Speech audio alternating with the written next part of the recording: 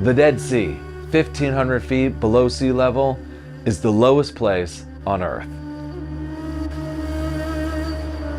And located on its northeastern shores is the Second Temple period village of Qumran.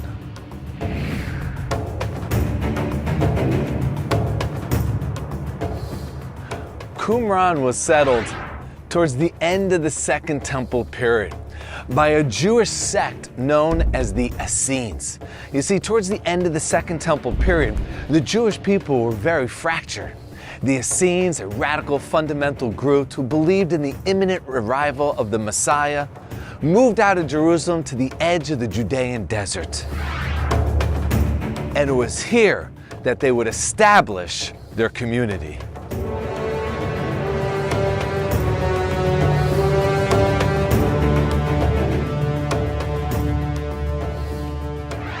The Essenes went so far in their rejection of Jerusalem that they began to pray towards the east and the rising sun. However, one of the elements of Judaism that they held true to was the idea of spiritual purification in a ritual bath known as a mikvah.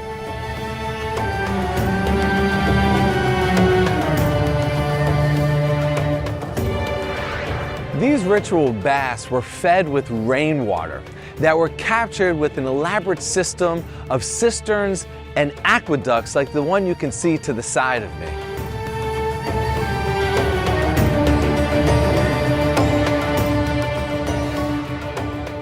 The ritual bath, known as a mikvah, played an integral role within the society here of Qumran.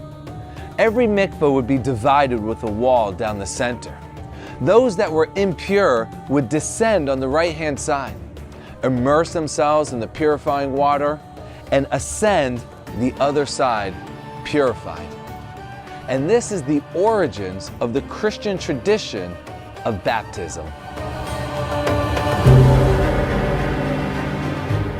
However, the practice they will be most remembered for is writing the various books of the Bible on pieces of parchment, scrolls that they would roll up and store for safekeeping in clay jars.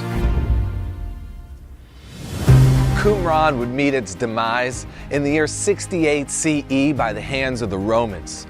But before they could destroy the city, the residents here took those sacred scrolls that they had written and they hid them in the caves that you can see behind me, as well as several more that speckle the cliffs that run along the shores of the Dead Sea.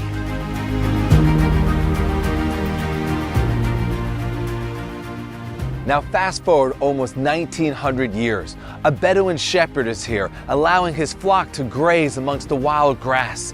He loses one of them, thinking that that goat had fled or ran into one of the caves up above. He picks up a rock, he throws it into the cave, but rather than hearing the sounds of his lost goat, he hears the shattering of clay pottery.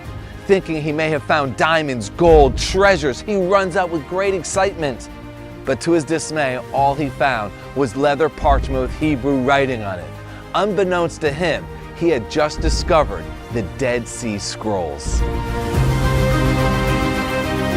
And those scrolls and various artifacts that were discovered here in Qumran are today on display at the Israel Museum in Jerusalem.